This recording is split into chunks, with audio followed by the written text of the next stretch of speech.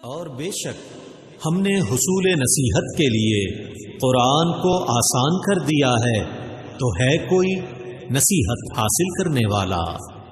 نحمدہ ونصلی علی رسول الکریم، اما بعد، فاعوذ باللہ من الشیطان الرجیم، بسم اللہ الرحمن الرحیم۔ رب اشرح لی صدری ویسر لی امری واحلل عقدۃ من لسانی یفقہوا قولی۔ آج ہم اللہ تعالیٰ کی توفیق سے قرآن حکیم کی سورہ یوسف کے مطالعے کا آغاز کر رہے ہیں۔ قرآن حکیم کے مطالعے سے قبل چند بنیادی باتوں کا جاننا اور انہیں ذہن میں رکھنا انتہائی ضروری ہے۔ ان میں سب سے پہلی چیز جو قرآن ہی کیا کسی بھی علم کے اصول کے لیے لازم ہے، وہ ہے سنجیدگی۔ ایک تعلیمی ادارے میں یوں تو بہت سے طلباء داخلہ لیتے ہیں، لیکن کامیابی انہی کا مقدر بنتی ہے جو باقاعدگی کے ساتھ کلاسز اٹینڈ کرتے، نہ سمجھ آنے پر سنجیدگی سے سوالات پوچھتے اور امتحانات کی بھرپور تیاری کرتے ہیں۔ رہے وہ طلباء جو ہنسی مذاق میں وقت گزارتے، والدین اور اساتذہ کو دھوکے میں رکھنے کی کوشش کرتے ہیں، آخر میں ناکام اور نامراد ٹھہرتے ہیں۔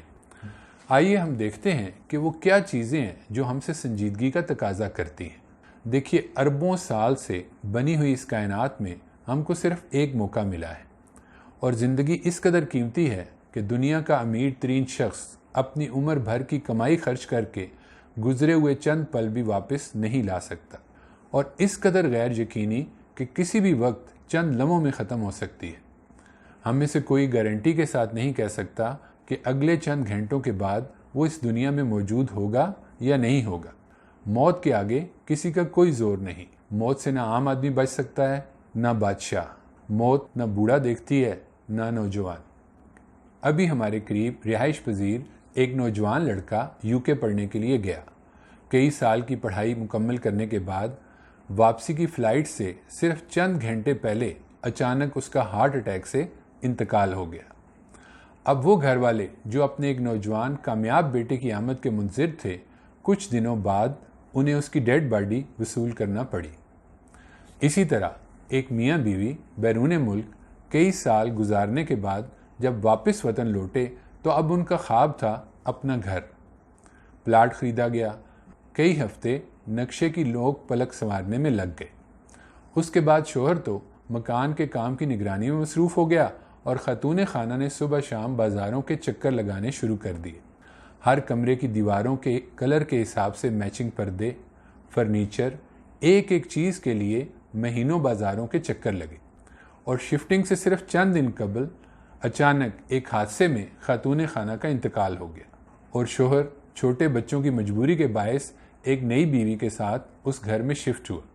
اب وہ خاتون خانہ یہ سوچ بھی نہیں سکتی تھیں کہ مجھے اس گھر میں رہنا نصیب نہ ہوگا۔ تو یہ حادثے ہمیں بار بار متوجہ کر رہے ہیں کہ ہمیں زندگی کے بارے میں سنجیدگی کے ساتھ سوچنا چاہیے۔ قرآن کو سمجھنے کے لیے دوسری اہم بات یہ ہے کہ چیزوں کو خدائی نقطہ نظر سے دیکھنے اور سمجھنے کی کوشش کی جائے۔ کسی بھی فکر کا دیانتدارانہ تجزیہ اور پرکھنا تبھی ممکن ہوتا ہے جب انسان کچھ دیر کے لیے ہی صحیح، لیکن اس فکر کو پیش کرنے والے کے نقطہ نظر سے چیزوں کو سمجھنے کی کوشش کرے۔ یہ بالکل ایسا ہی ہے جیسے آپ اپنے کچھ دوستوں کے ساتھ کہیں گھومنے جاتے ہیں، اور آپ کا ایک دوست آپ کو بلاتا ہے کہ آؤ دیکھو کس قدر خوبصورت منظر ہے، تو آپ اس کی جگہ کھڑے ہو کر اس کے زاویہ نظر سے دیکھ کر یہ فیصلہ کرتے ہیں کہ یہ منظر خوبصورت ہے یا نہیں۔ آپ کی رائے اس سے مختلف ہو سکتی ہے، لیکن دیانتدارانہ فیصلے کا طریقہ یہی ہے کہ چیزوں کو اس کے زاویہ نظر سے دیکھ کر فیصلہ کیا جائے۔ اب دیکھیں، انسانوں کی اکثریت کا نقطہ نظر یہ ہے کہ یہ دنیا انجوائمنٹ کے لیے بنی ہے۔ جو خدا کو نہیں مانتے اور جو خدا کو مانتے ہیں، ان کی اکثریت بھی اسی بات کی قائل ہے کہ وہ ایک بے انتہا محبت کرنے والا خدا ہے، اور اس نے ہمیں دنیا میں اس لیے بھیجا ہے تاکہ ہم یہاں زیادہ سے زیادہ لطف اٹھا سکیں۔ اس کے بعد کوئی بھی حساس انسان جب اپنے ارد گرد حادثے، اموات، زلزلے، سونامی، جنگیں، قحط، بیماریاں، غربت اور اس طرح کے دوسرے مناظر دیکھتا ہے تو اس کے لیے یہ ماننا مشکل ہو جاتا ہے کہ اس کائنات کا بنانے والا کوئی حکمت والا اور محبت کرنے والا خالق بھی ہو سکتا ہے۔ اب دیکھیے، خالق کا پوائنٹ آف ویو جاننے کے لیے ضروری ہے کہ ہم قرآن سے رجوع کریں، نہ کہ مسلمانوں سے۔ قرآن کے مطابق حضرت آدم علیہ السلام سے لے کر حضرت محمد صلی اللہ علیہ وآلہ وسلم تک تمام انبیاء اس لیے بھیجے گئے تاکہ لوگوں کو خدا کے تخلیقی منصوبے کے بارے میں بتایا جا سکے، یعنی گاڈ کریشن پلان کیا ہے، اللہ تعالیٰ نے ہمیں اور اس کائنات کو کیوں تخلیق کیا۔ تو انبیاء نے ہمیں یہ بتایا کہ اللہ تعالیٰ نے ایک لافانی عیش کی دنیا بنائی جس کا نام جنت رکھا، جہاں کے باسی سدا نوجوان، سدا صحت مند اور سدا خوش رہیں گے۔ دکھ اور تکلیف کی وہاں موجودگی تو کیا، اس کا ذکر تک نہ ہوگا۔ انسان ہمیشہ اس دنیا میں ماضی کے پچھتاووں اور مستقبل کے اندیشوں میں زندگی بسر کرتا ہے، لیکن جنت میں ابدی کامیابی پانے کے بعد نہ ماضی کے پچھتاوے ہوں گے اور نہ مستقبل کے اندیشے۔ روایات میں آتا ہے کہ جنت میں وہ نعمتیں ہوں گی جو کسی انسانی آنکھ نے نہ دیکھی، نہ کسی کان نے سنی اور نہ کسی دل میں ان کا خیال تک گزرا۔ اللہ تعالیٰ اب چاہتے تو کوئی بھی مخلوق پیدا کر کے وہاں بسا سکتے تھے، لیکن انہوں نے یہ فیصلہ کیا کہ وہاں کے باشندوں کا انتخاب خالصتاً میرٹ کی بنیاد پر کیا جائے گا۔ اب یہ دنیا ایک امتحان گاہ ہے۔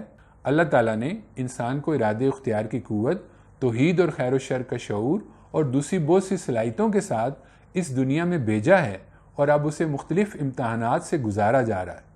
کوئی امیر ہے تو اس کا یہ مطلب نہیں کہ اللہ تعالیٰ اس سے راضی ہیں، بلکہ اللہ تعالیٰ اسے دولت دے کر آزما رہے ہیں کہ وہ اسے اللہ کے حکموں کے مطابق خرچ کرتا ہے یا اپنی پسند کے مطابق۔ اسی طرح اگر کوئی غریب ہے تو اس کا یہ مطلب نہیں کہ اللہ تعالیٰ اس سے ناراض ہے۔ اس کا امتحان یہ ہے کہ وہ اپنی ضروریات پوری کرنے کے لیے جائز ذرائع استعمال کرتا ہے یا ناجائز ذرائع۔ صحت، بیماری، خوشحالی، بدحالی، خوبصورتی، بدصورتی، یہاں کی سب چیزیں امتحان کے پرچے ہیں۔ بھوک پیاس اسے اس کے عاجز مطلق ہونے کا احساس دلانے کے لیے ہیں۔ معذور اور محرومیاں اسے سبق دے رہے ہیں کہ کسی محرومی کے ساتھ یہ چند روزہ زندگی اگر اس قدر مشکل ہے تو ابدی زندگی کسی محرومی کے ساتھ کیسی کربناک ہوگی۔ اموات اسے روزانہ یاد دہانی کرا رہی ہیں کہ وقت ہاتھ سے نکلا جا رہا ہے، غفلت کو چھوڑو اور اس موقع سے فائدہ اٹھا کر لافانی شاندار مستقبل تعمیر کر لو۔ روایات میں آتا ہے کہ دنیا کو آخرت سے وہی نسبت ہے جو قطرے کو سمندر سے۔ یہاں کی نہ کامیابیاں ابدی ہیں اور نہ ناکامیاں ابدی۔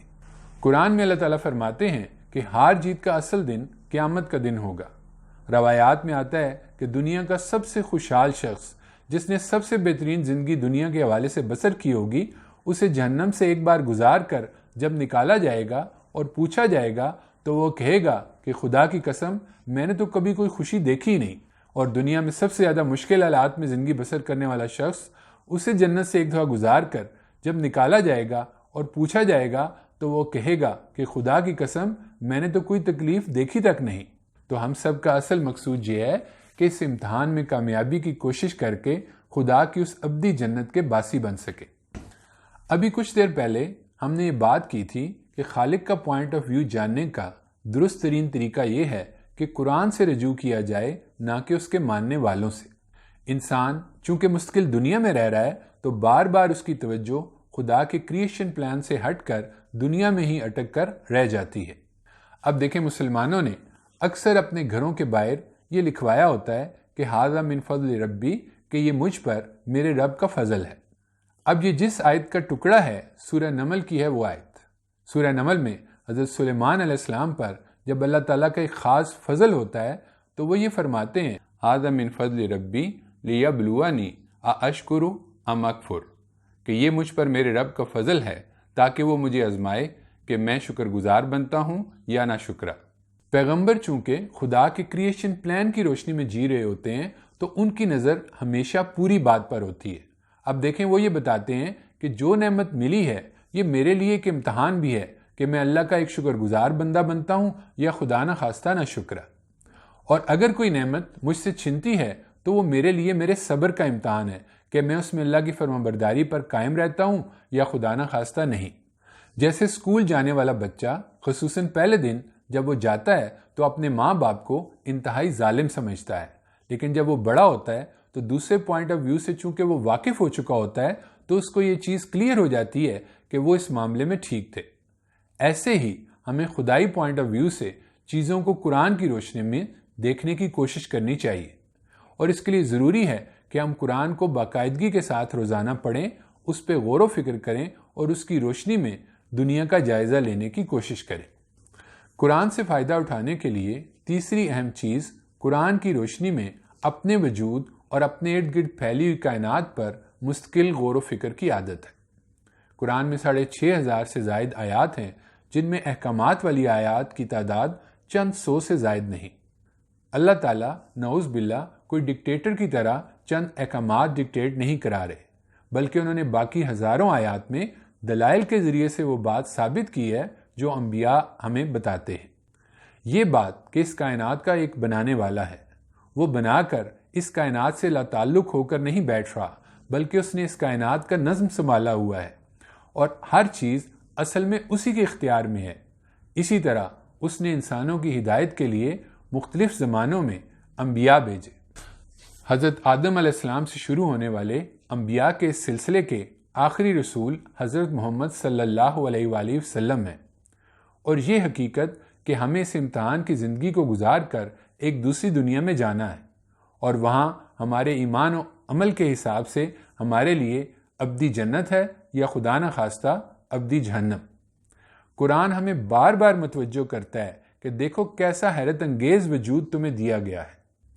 ہمارے خون کی شریانوں کی لمبائی 60,000 میل سے لے کر 1,00,000 میل تک ہوتی ہے۔ ہمارا مٹھی کے برابر دل خون کو مسلسل ان تمام رگوں میں دوڑائے رکھتا ہے۔ ایک انسان اگر 70 سال زندہ رہے تو دل تقریباً 3,00,000 ٹن خون پمپ کرتا ہے اور تقریباً 4 ارب سے زائد دفعہ دھڑکتا ہے۔ اسی طرح ہمارے پھیپھڑے 70 سال کی ہماری زندگی میں 70 کروڑ مرتبہ پھولتے اور سکڑتے ہیں۔ ہمارا جگر 500 فیکٹری سے زیادہ کام کرتا ہے۔ ہمارے جسم کا ایک ایک عضو اس خالق کا شاہکار ہے۔ اسی طرح اگر ہم اپنے ارد گرد پھیلی ہوئی اس کائنات پر نگاہ ڈالیں تو کس قدر حیرت کی بات ہے کہ ایک چھوٹا سا بیج ہم زمین میں بوتے ہیں اور ایسا لگتا ہے کہ جیسے سورج، ہوا، پانی، بارش، آسمان، ہر چیز اس کی پرورش میں لگ گئی ہے۔ چھوٹا سا بیج چند دنوں بعد ایک لہلہاتا ہوا پودا بن جاتا ہے، اور اگر فرض کریں وہ کسی پھلدار درخت کا اگر بیج ہو تو اس ایک چھوٹے سے بیج میں ایک ایک چیز فیڈ کی ہوئی ہے کہ اس نے کیسے اپنی خوراک اپنے ارد گرد کے ماحول سے حاصل کرنی ہے، اس کے پتے کیسے ہوں گے، اس کی شاخیں کیسی ہوں گی، اس نے کتنی بلندی تک پہنچ کر رک جانا ہے، اس نے کتنے عرصے کے بعد پھل دینا شروع کرنے ہیں۔ زیتون کا درخت ہی مثلاً دیکھیے، تقریباً 500 سال تک پھل دینے کی صلاحیت رکھتا ہے۔ بی بی سی کی ایک ڈاکومنٹری ہے دی بلیو پلینٹ، اس میں وہ بلیو ویل کے بارے میں بتاتے ہیں کہ اس کی لمبائی 70 فٹ سے لے کر 100 فٹ تک ہوتی ہے۔ اس کی صرف زبان کا وزن ہاتھی کے وزن سے زیادہ ہوتا ہے۔ اس کی رگیں اتنی بڑی ہوتی ہیں کہ انسان ان کے اندر تیر سکتا ہے۔ اس کا عموماً وزن 2,00,000 کلو گرام تک ہوتا ہے، یعنی تقریباً 5,000 من، اور عموماً روزانہ وہ چھوٹی چھوٹی مچھلیاں کھاتی ہے جو تعداد میں تقریباً 4 کروڑ ہوتی ہیں، یعنی روزانہ کی اس کی خوراک تقریباً 4 کروڑ مچھلیاں ہیں، جن کا وزن یعنی اس کی روزانہ کی خوراک کا وزن تقریباً 90 من یعنی 3,500 کلو گرام سے زائد ہوتا ہے، اور سمندر ایسی ہزاروں مچھلیوں سے بھرے پڑے ہیں۔ اس کے بعد اسی ڈاکومنٹری میں ایک جگہ وہ دکھاتے ہیں کہ ساحل سمندر دور تک سفید ہو چکا ہے۔ وہ بتاتے ہیں کہ یہاں مچھلیوں نے آ کر بہت بڑی تعداد میں انڈے دیے ہیں۔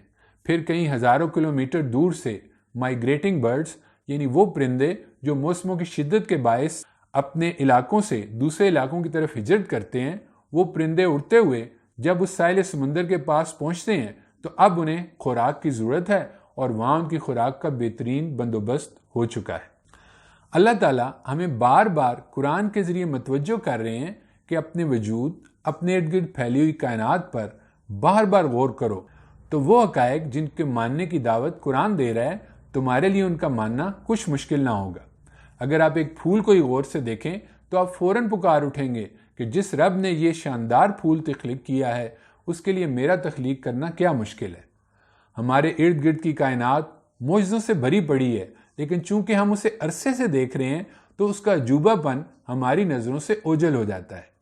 ہمیں اپنی آنکھیں کھول کر ان چیزوں پر، اپنے وجود پر، اپنے ارد گرد کھلتی ہوئی کلیوں پر، چاند پر، سورج پر، چھوٹے بچے کے وجود پر، اپنے وجود پر اور اپنے ارد گرد اپنی خوراک کیسے مختلف سبزیاں کھیتوں میں تیار ہو رہی ہیں، کیسے ایک well planned life supporting system ہمارے لیے وجود میں آیا ہوا ہے، یہ کیسے ممکن ہے کہ میری جو ضروریات تھیں ان کی تخلیق کا باہر اتنا بہترین انتظام خود بخود ہو جائے۔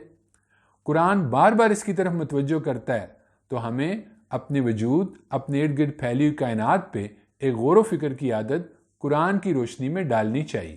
قرآن حکیم سے فائدہ اٹھانے کے لیے چوتھی اہم بات یہ ہے کہ قرآن حکیم کو اس کے شایان شان اہمیت اور توجہ دے کر پڑھا جائے۔ وہ جو قرآن کو خدا کا کلام مانتے ہیں اور وہ جو قرآن کو خدا کا کلام نہیں مانتے، میں ان کے سامنے اب چند حقائق پیش کرتا ہوں جو اس بات کے متقاضی ہیں کہ انسان کو قرآن سے فائدہ اٹھانے کے لیے اس کے شایان شان اہمیت اور توجہ دینا چاہیے۔ آج قرآن کے نزول کو تقریباً 14 صدیوں سے زائد وقت گزر چکا۔ آئیے کچھ دیر کے لیے ہم خود کو اس ماحول میں لے کر چلتے ہیں۔ عرب کا وہ خطہ جس میں آپ صلی اللہ علیہ وآلہ وسلم مبعوث ہوئے، اس وقت کی متمدن دنیا سے ریت کے وسیع صحراؤں کے ذریعے کٹا ہوا تھا۔ سنگلاخ پہاڑ، کوئی قابل ذکر چیز کا نہ اگنا، ریت کے وسیع صحرا، ایسی چیزیں تھیں کہ بیرونی حملہ آوروں کے لیے بھی وہاں کشش کا کوئی سامان نہ تھا۔ نہ فون تھا، نہ پریس، نہ مدرسے، نہ اسکول، نہ اخبارات، نہ انٹرنیٹ۔ آج وہ باتیں جو ایک بچے کو ہوش سنبھالتے ہی معلوم ہو جاتی ہیں، اس زمانے میں ان کے لیے سینکڑوں میل کے سفر کیے جاتے تھے۔ آج جنہیں ہم وہم کہتے ہیں، اس زمانے کے وہ حقائق تھے۔ عرب تاجر مہینوں سفر کر کے دوسری متمدن دنیاؤں میں جاتے اور وہاں سے صرف اموال کا تبادلہ کر کے واپس آ جاتے۔ گنتی کے چند آدمی پورے ملک میں لکھنا پڑھنا جانتے تھے۔ قبائلی کلچر تھا، کوئی حکومتی نظم نہ تھا۔ شراب جوا تو گویا ان کی گھٹی میں پڑے ہوئے تھے۔ بچیوں کو زندہ درگور کرنا، باپ کے مرنے پر سوتیلی ماں سے شادی کرنا اور سالوں تک معمولی باتوں پر قبائل کا جھگڑنا ایک عام معمول تھا۔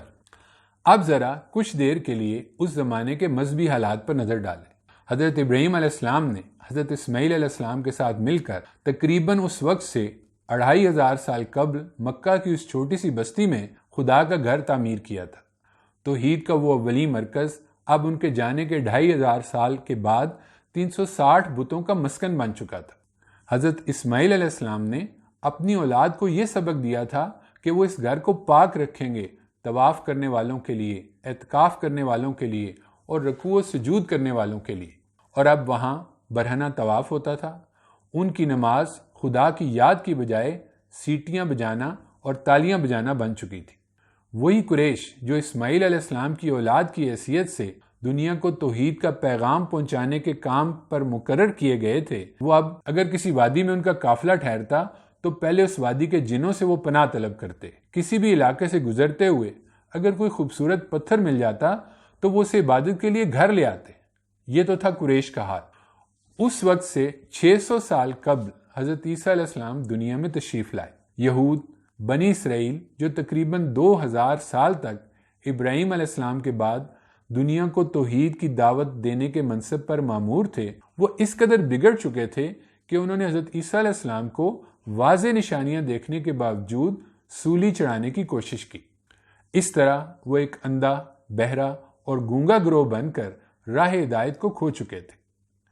حضرت عیسیٰ علیہ السلام کو جنہوں نے مانا بھی، ان کے اٹھائے جانے کے چند سالوں بعد ہی انہوں نے ان کو خدا کا بیٹا مان کر نعوذ باللہ انہی کی پرستش شروع کر دی۔ یعنی وہ تینوں گروہ جو دنیا کو ہدایت دکھانے کے منصب پر مامور تھے، وہ تینوں گروہ خود ہدایت کی راہ گم کر چکے تھے۔ توحید کی صاف اور سیدھی شاہراہ لوگوں کی نظروں سے بالکل اوجھل ہو چکی تھی۔ یہ تھا اس عرب کا دینی حال۔ اس زمانے کا سائنس کا علم بھی پوری دنیا میں توہمات پر مشتمل تھا۔ بارش کے بارے میں یہ تصور تھا کہ آسمان میں شاید کوئی دریا ہے جو بہہ کر زمین پر گرتا ہے۔ ستاروں کو سمجھا جاتا تھا کہ شاید یہ چاندی کی چھوٹی چھوٹی کیلیں ہیں۔ اسی طرح بعض جگہ پر لوگ یہ سمجھتے تھے کہ ستارے شاید وہ چراغ ہیں جو رات کے وقت آسمان سے لٹکائے جاتے ہیں۔ ہندوستان کے لوگ یہ سمجھتے تھے کہ زمین گائے کے سینگوں پر کھڑی ہے اور جب گائے اپنے سینگ تبدیل کرتی ہے تو اس وقت زلزلہ آتا ہے۔ قرآن کے نزول کے 900 سال بعد بعض مفکرین نے یورپ میں یہ توجہ دلائی کہ زمین ساکن نہیں ہے بلکہ سورج کے گرد گھوم رہی ہے۔ اس سے پہلے یہی سمجھا جاتا تھا کہ زمین ساکن ہے اور سورج زمین کے گرد گھوم رہا ہے۔ ایسے میں حضرت محمد صلی اللہ علیہ وسلم مکہ کی اس چھوٹی سی بستی میں دنیا میں تشریف لاتے ہیں۔ پیدائش سے چند ماہ پہلے والد دنیا سے رخصت ہو چکے۔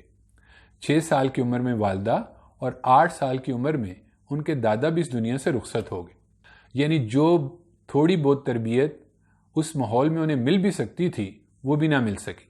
بچپن بکریاں چراتے گزرا اور جوانی سوداگری، دنیاوی تعلیم کا نام و نشان تک نہیں، عام پڑھنا لکھنا بھی نہیں جانتے۔ 40 سال کی عمر تک لوگ انہیں نیک اور شریف انسان کی حیثیت سے تو جانتے ہیں، لیکن ان میں انہیں ایسی کوئی غیر معمولی بات نظر نہیں آتی کہ لوگ متوقع ہوں کہ کل یہ کوئی بڑی ہستی بننے والے ہیں۔ 40 سال کی عمر میں اچانک وہ ایک بدلے ہوئے انسان ہیں۔ ایک حیرت انگیز کلام وہ پیش کرتے ہیں اور اس وقت کے بڑے بڑے شعراء اور خطیب اس کلام کی عظمت کے آگے خود کو لاجواب پاتے ہیں۔ قرآن بار بار انہیں چیلنج کرتا ہے کہ اگر وہ یہ سمجھتے ہیں کہ یہ کوئی انسانی کلام ہے تو وہ اس کے مقابلے میں اپنی طرف سے اس کا کوئی جواب بنا۔ 1400 سال گزر چکے، کچھ لوگوں نے یقیناً یہ کوشش بھی کی، لیکن وقت نے اور ان کے اپنے ہی ساتھیوں نے جھٹلا دیا کہ یہ کلام قرآن کے سامنے پیش کرنے والا نہیں۔ 1500 سال پہلے کا کوئی بھی انسانی کلام ایسا نہیں ہو سکتا جو آج بھی ہر لحاظ سے مکمل اور درست ہو۔ آدمی اپنے وقت کی معلومات کی روشنی میں ہی بولتا ہے، چاہے وہ شعور کے تحت بولے یا لاشعور کے تحت۔ اس لیے 1500 سال پرانی کوئی انسانی کتاب ایسی نہیں ہو سکتی جو آج غلطیوں سے ہر لحاظ سے پاک ہو۔ فرانس کے ڈاکٹر مورس ڈے بوکائی نے ایک کتاب لکھی، the Bible, the Quran and science, اور اس میں انہوں نے یہ لکھا کہ میں نے بائبل، قرآن اور سائنس کا تقابلی مطالعہ کیا تو قرآن میں مجھے ایک بیان بھی ایسا نہیں ملا جس پر جدید سائنس کے نقطہ نظر سے کوئی اعتراض کیا جا سکے۔ انسان جب بھی بولتا ہے اپنے حال کے مطابق بولتا ہے، مستقبل کی اسے خبر نہیں ہوتی۔ دنیا میں بہت سے ایسے لوگ گزرے ہیں جنہوں نے مختلف اوقات میں مستقبل کی پیشن گوئیاں کی، ان میں سے کچھ سچ ثابت ہوئی اور کچھ جھوٹ۔ لیکن کیسی عجیب بات ہے کہ 1400 سال پہلے ایک کتاب نازل ہوتی ہے اور اس کی ایک پیشن گوئی بھی ایسی نہیں جو غلط ثابت ہوئی ہو۔ مثلا قرآن میں اللہ تعالیٰ ارشاد فرماتے ہیں سورہ یونس میں فرعون کی لاش کے بارے میں، جو موسیٰ علیہ السلام کے مقابلے میں غرق ہوا، کہ آج ہم تیری لاش کو بچا لیں گے تاکہ تو بعد والوں کے لیے ایک نشانی ہو۔ اس وقت جو تورات موجود تھی اس میں بھی یہ لکھا ہوا تھا کہ فرعون اور اس کا سارا لشکر ڈوب گیا۔ فرعون کی لاش کے بارے میں کوئی معلومات نہ تھی۔ پروفیسر لارٹ نے 19ویں صدی کے آخر میں فرعون کی ممی کی ہوئی لاش دریافت کی اور تحقیق سے یہ ثابت ہو گیا کہ یہ وہی فرعون ہے جو حضرت موسیٰ علیہ السلام کے مقابلے میں غرق ہوا۔ ڈاکٹر مورس بوکائے اپنی کتاب میں لکھتے ہیں کہ فرعون کا مادی جسم خدا کی مرضی کے تحت برباد ہونے سے بچا لیا گیا تاکہ وہ انسان کے لیے نشانی ہو، جیسا کہ قرآن میں لکھا ہے۔ اسی طرح روم اور ایران کی جنگ 2 سپر پاور کی جنگ تھی، جس میں روم بری طریقے سے شکست کھا چکا تھا کہ اس کے دوبارہ اٹھنے کا کوئی امکان نہ تھا۔ ایسے میں قرآن میں سورہ روم میں یہ ارشاد ہوا کہ اگلے 9 سال کے اندر اندر رومی جو اس وقت مغلوب ہوئے ہیں وہ غالب آ جائیں گے۔ ایڈورڈ گبن مشہور مورخ لکھتا ہے کہ اس وقت جب یہ پیشن گوئی کی گئی یہ بالکل ناممکن نظر آتا تھا، لیکن چونکہ یہ خدا قادر مطلق کا کلام ہے تو ٹھیک 9 سال کے اندر اندر روم نے دوبارہ ایران پر فتح پا لی۔ بعض لوگ یہ کہتے ہیں کہ آپ صلی اللہ علیہ وسلم نے تورات اور انجیل سے انبیاء کے واقعات لے کر نقل کر دی۔ پہلی بات تو یہ کہ آپ دنیاوی حوالے سے پڑھے لکھے ہی نہیں تھے، اور اگر علم تھا بھی اس وقت تو وہ دوسری زبانوں میں، اور اس کے لیے ضروری تھا کہ مکمل تورات اور انجیل پڑھی جاتی۔ لیکن کس قدر حیرت انگیز ہے یہ بات کہ تورات و انجیل کے جو انبیاء کے واقعات قرآن میں بیان ہوئے ہیں ان میں سے کچھ جو تورات اور انجیل میں انکمپلیٹ تھے، ان کے کچھ گوشے چھپے رہ گئے تھے، وہ قرآن میں مکمل کر دیے گئے ہیں۔ اس کے علاوہ پیغمبروں کے حوالے سے تورات اور انجیل میں بعض ناشائستہ باتیں منسوب کر دی گئی تھیں، قرآن نے ان کی تصحیح کر دی۔ جیسے میں آپ کو 2 مثالیں دیتا ہوں۔ قرآن میں ایک جگہ اللہ تعالیٰ ارشاد فرماتے ہیں کہ حضرت موسیٰ علیہ السلام جب فرعون کے دربار میں گئے تو انہیں ایک معجزہ دیا گیا، وہ یہ کہ اللہ تعالیٰ نے انہیں کہا کہ وہ اپنا ہاتھ بغل سے نکالیں اور وہ سفید ہوگا بغیر کسی عیب کے، یعنی انہیں یہ معجزہ دیا گیا کہ جب وہ اپنا ہاتھ بغل سے نکالیں گے تو وہ چمکتا ہوا نکلے گا۔ قرآن میں لکھا ہے کہ جب تم اپنا ہاتھ بغل سے نکالو وہ سفید ہوگا بغیر کسی عیب کے۔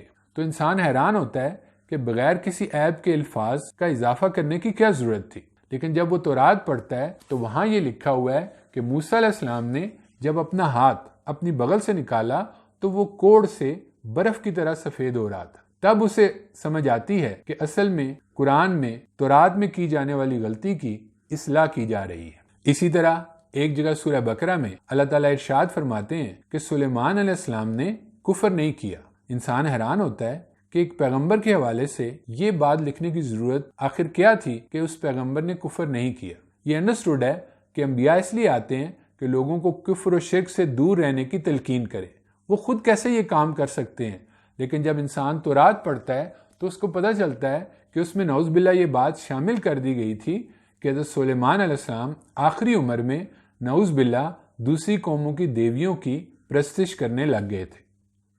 تب انسان کو پتہ چلتا ہے کہ تورات میں ترجموں کے دوران بعض لوگوں نے جو غلط باتیں انبیاء کی طرف منسوب کر دی تھیں، قرآن ان غلطیوں کی اصلاح کر رہا ہے۔ کیسے ممکن ہے کہ آج سے 1400 سال پہلے کے اس ماحول میں ایسی زبردست کتاب جو چند صفحات پر مشتمل نہیں بلکہ 6500 سے زائد آیات پر مشتمل ہے، اس میں کوئی ایسی بات آج تک دریافت نہ کی جا سکے جو جدید سائنس کے نقطہ نظر سے غلط ہو یا پیغمبروں کی سیرت کے منافی ہو، بلکہ ہر چیز اس قدر شان کے ساتھ بیان ہوئی ہے کہ بندہ یہ پکار اٹھتا ہے کہ یہ انسانی کلام نہیں ہو سکتا۔ اس کو خدائے قادر مطلق نے اس لیے بھیجا تاکہ میں اس کے ذریعے سے اپنی زندگی سنوار سکوں اور آخرت کی ابدی کامیابی حاصل کر سکوں۔ آخر میں چند باتوں کی طرف آپ کو دوبارہ متوجہ کرنا چاہوں گا۔ دیکھیے، دنیا میں صبح و شام ہم ڈھیروں مال کمانے کے مواقع کی تلاش میں لگے رہتے ہیں۔ ہم اپنے بچوں کو 15 سے 20 سال تک اسکول، کالجز، یونیورسٹی میں بھیجتے ہیں تاکہ وہ ایسا علم حاصل کر سکیں جس کی مدد سے ان کی زندگی کے اگلے 40، 50، 60 سال زیادہ سے زیادہ خوشگوار ہو سکیں۔ یعنی دنیا میں ہماری 20 سال کی محنت ہمارے زیادہ سے زیادہ اگلے 60 سال کو خوشگوار بنا سکتی ہے، اور وہ بھی غیر یقینی۔ جبکہ قرآن جس ابدی عیش کی دعوت دے رہا ہے اس کی مدد سے ہم ایک لافانی عیش اپنے لیے تخلیق کر سکتے ہیں، اور ہمارا وجود، ہمارے ارد گرد پھیلی ہوئی کائنات کی ایک ایک چیز اس دعوت کی تصدیق کر رہی ہے۔ لیکن ہم کیوں اس سے بچنا چاہتے ہیں؟ کچھ پابندیوں کے ڈر سے۔ لیکن کیا ویسے ہم پابندیوں سے آزاد زندگی بسر کرتے ہیں؟ ہم جب اپنے گھر میں رہتے ہیں تو کچھ پابندیاں ہم پر اس وقت عائد ہوتی ہیں جب ہم سڑک پر نکلتے ہیں تو ٹریفک کے قوانین ماننا ہوتے ہیں۔ جب ہم ایک معاشرے میں رہتے ہیں تو ہمیں بہت سے قوانین کو ماننا اور ان پر عمل کرنا ہوتا ہے۔ اب صحت کے معاملے میں یہ دیکھیے کہ ڈاکٹر جب ہمیں یہ بتاتا ہے کہ فلاں احتیاط یا فلاں چیز کھانے سے آپ کینسر کے خطرے سے بچ سکتے ہیں تو ہم ڈاکٹر کے شکر گزار ہوتے ہیں، حالانکہ اس نے ہماری پابندیوں میں ایک اور پابندی کا اضافہ کر دیا۔ لیکن چونکہ ہمیں یہاں یہ یقین ہوتا ہے کہ ڈاکٹر نے جو بات بتائی ہے وہ بالکل ٹھیک ہے، تو ہم اسے اپنے لیے مفید سمجھ کر اختیار کر لیتے ہیں۔ لیکن دین کے معاملے میں چونکہ ہمارا ایمان نہیں ہوتا کہ یہ واقعی خدا کا کلام ہے اور واقعی یہ ابدی عیش کی دعوت دے رہا ہے، اور اس پابندی کے نتیجے میں مجھ پر ابدی عیش کے دروازے کھلیں گے، وہ یقین کیسے آ سکتا ہے؟ اپنے وجود، اپنے ارد گرد پھیلی ہوئی کائنات اور قرآن پر مسلسل غور و فکر سے۔ جوں جوں آپ ان تینوں چیزوں پر مسلسل غور کریں گے، پڑھیں گے، اپنے ارد گرد کھلی آنکھوں سے کائنات کو دیکھیں گے، اپنے وجود کو دیکھیں گے، قرآن کو کھلی آنکھوں سے پڑھیں گے، تو آپ کا ایمان بننا اور بڑھنا شروع ہو جائے گا۔ سڑک پر جاتے ہوئے اگر کوئی آدمی ہمیں روکے اور ہمیں یہ بتائے کہ آگے ٹریفک جیم ہے اور ہمیں اپنی گاڑی کو دوسرے راستے سے لے کر جانا چاہیے تو ہم اس کے شکر گزار ہوتے ہیں، اور ہمارا دل شکر کے احساس سے لبریز ہو جاتا ہے کہ اس آدمی کی رہنمائی کی وجہ سے ہمارے چند منٹ اور کچھ پیٹرول ضائع ہونے سے بچ گیا۔ یہی احساس اپنی اعلیٰ ترین صورت میں جب ہم قرآن کے ساتھ صحیح معنوں میں جوڑیں گے تو ہمارے اندر اس خالق کے بارے میں پیدا ہوگا جس نے اپنے تمام احکام اس لیے ہمیں دیے تاکہ ہم ایک پاکیزہ، خوشگوار دنیاوی زندگی بسر کر سکیں اور ایک لافانی ابدی عیش کی زندگی حاصل کر سکیں۔ اس محدود دنیا میں جہاں خوبصورتی کے ساتھ بدصورتی بھی ہے، انسان اپنی محدود تخلیقی صلاحیتوں سے کیسے کیسے شاہکار تخلیق کرتا ہے۔ خوبصورت نت نئے لباس، نت نئی ایجادات، خوبصورت غزلیں، تاج محل، آرٹ کے شاہکار۔ تو آپ سوچیں کہ وہ دنیا جو لامحدود ہوگی، رنگ و نور کی اس دنیا میں جب انسانوں کو خدا کی طرف سے عظیم تخلیقی صلاحیتیں عنایت کی جائیں گی تو روزانہ وہ کیا کیا شاہکار تخلیق کرے گا، اور کیسا خوش قسمت ہوگا وہاں کا باشندہ بننا۔ قرآن کی دعوت آنکھیں بند کر کے ماننے کی دعوت نہیں ہے، بلکہ آنکھیں کھول کر قرآن کو پڑھنے، اپنے وجود پر غور کرنے اور اپنے ارد گرد کی کائنات پر غور کرنے کی دعوت ہے۔ جب ان چیزوں پر انسان غور کرے گا تو اس کا وجود خود گواہی دے گا کہ یہ دعوت بالکل حق ہے۔ کسی عالم نے کیا خوب کہا ہے کہ قرآن واحد کتاب ہے جس کے مصنف سے آپ جب چاہیں رابطہ کر سکتے ہیں۔ آپ اللہ تعالیٰ سے دنیاوی حوالے سے کوئی بھی چیز مانگیں تو وہ اپنی حکمت کے تحت ہو سکتا ہے آپ کو کوئی چیز دیں یا نہ دیں، لیکن ہدایت کے معاملے میں اس رب نے یہ گارنٹی دی ہے کہ جو لوگ بھی ہماری ہدایت کے طالب ہوں گے ہم ان کو ضرور اپنے راستے دکھائیں گے۔ تو اب یہ ہدایت جو سب سے قیمتی چیز ہے، اور ہمیں قرآن کے ساتھ جڑ کر اس ہدایت کو حاصل کرنے کی کوشش کرنی ہے۔ اب دیکھیے، بیکی ہاپکنس ایک امریکن خاتون ہیں۔ وہ ایک عیسائی خاندان میں پیدا ہوئیں اور اس کے بعد انہوں نے قرآن کا مطالعہ کیا اور اتنا متاثر ہوئیں کہ وہ اسلام لے آئیں۔ ان کا ایک مفصل خط ایک امریکی میگزین میں چھپا اور اس کے کچھ حصے کا ترجمہ میں آپ کو سناتا ہوں۔ اس سے آپ کو یہ احساس ہوگا کہ جب ہم قرآن کے ساتھ صحیح معنوں میں جڑیں گے تو کس قدر عظیم الشان وہ تجربہ ہوگا۔ وہ فرماتی ہیں کہ جن سوالوں کے جواب میں اپنی پوری زندگی میں تلاش کرتی رہی ہوں، ان کا جواب پانا میرے لیے کتنا زیادہ تسکین کا باعث ہے۔ اس کو لفظوں میں بیان کرنا میرے لیے ممکن نہیں ہے۔ یہ ایسے ہی ہے جیسے کوئی اندھا ہو اور پھر اچانک وہ سچائی کو دیکھنے لگے اور ایسی روشنی کو پالے جس کو اس نے پہلے کبھی نہ دیکھا ہو۔ میں اس چیز کو کیوں کر بیان کر سکتی ہوں جو صرف سچائی کو پانے سے حاصل ہوتی ہے۔ میں چاہتی ہوں کہ میں نے جو چیز پائی ہے اس کو میں ساری دنیا کے سامنے گاؤں۔ میں چاہتی ہوں کہ ہر شخص جس کو میں نے کبھی جانا ہو وہ اس میں میرا حصے دار بنے اور جو دروازہ میرے لیے کھلا ہے اس پر جشن منانے میں وہ میرا شریک ہو۔ اور سب سے زیادہ بڑی اور سب سے زیادہ عجیب چیز جو مجھے دکھائی گئی وہ قرآن مجید تھا۔ اتنا زیادہ میں قرآن سے محبت کرتی ہوں، جب بھی مجھے موقع ملتا ہے تو میں اس کو پڑھتی ہوں۔ میں اس کو اپنے سے الگ نہیں رکھ سکتی۔ حتیٰ کہ انگریزی ترجمے میں بھی اس کے الفاظ میرے دل کو مسرت دیتے ہیں اور میری آنکھوں سے آنسو نکل پڑتے ہیں۔ کتنی ہی بار ایسا لمحہ آیا ہے کہ جب کہ میں نے خدا کی کتاب کو اپنے ہاتھ میں لیا اور اس کے بارے میں سوچ کر میں روئی ہوں کہ اس کے بغیر میری زندگی کتنی امکانہ ہوتی، اسلام کے بغیر میری زندگی کیسی ہوتی، اس کو سوچ کر میں کانپ اٹھتی ہوں۔ اگر میں سب سے زیادہ اونچے پہاڑ پر چڑھ سکتی اور میری آواز ہر اس آدمی تک پہنچ سکتی جو اسلام سے بے خبر ہے تو میں چلا کر وہ بتاتی جو مجھے بتایا گیا ہے۔ میرے سوالات کا جواب مجھے مل گیا ہے۔ اب میں جانتی ہوں کہ سچائی کیا ہے۔ ہر آدمی جو دنیا میں ہے وہ مجھے سچائی ملنے پر اگر اللہ کا شکر ادا کرے اور وہ 100 سال تک ہر روز 100 بار ایسا ہی کرتا رہے تب بھی اس احسان پر شکر کا حق ادا نہیں ہوگا۔ یہ ہوتے ہیں احساسات جب انسان قرآن کے ساتھ صحیح معنوں میں جڑتا ہے۔ تو اب یہ زندگی ہمارے لیے ایک لافانی عیش حاصل کرنے کا موقع ہے اور ہمیں اس میں پوری توجہ اور کوشش کے ساتھ اس موقع سے بھرپور فائدہ اٹھانے کی کوشش کرنا ہے، ورنہ خدا نہ خواستہ ہمارا حال شاعر کے الفاظ میں ایسے نہ ہو۔ نذیر اکبر آبادی کا ایک بڑا معروف شعر ہے کہ جس کام کو جہاں میں تو آیا تھا اے نذیر، خانہ خراب تجھ سے وہی کام رہ گیا۔ اللہ تعالیٰ ہمیں اس برے انجام سے بچائیں اور ہمیں قرآن سے جڑنے اور اس سے بھرپور فائدہ اٹھانے کی توفیق عنایت فرمائیں۔ آمین۔